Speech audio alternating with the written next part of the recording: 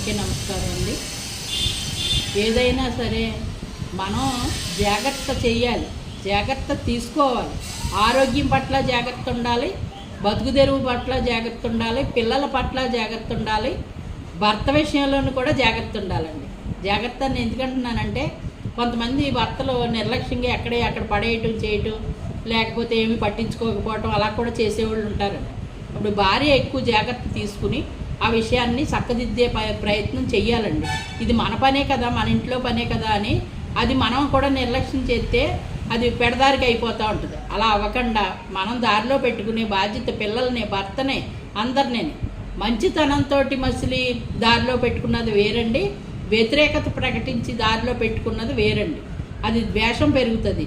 ప్రేమతోటి మంచితనంతో ఎప్పుడైతే వాళ్ళ మనసులు గెలుచుకుంటామో, పిల్లలు భర్త మనసులు గెలుచుకుంటామో అప్పుడు అన్నీ సవ్యంగా ఉంటాయి.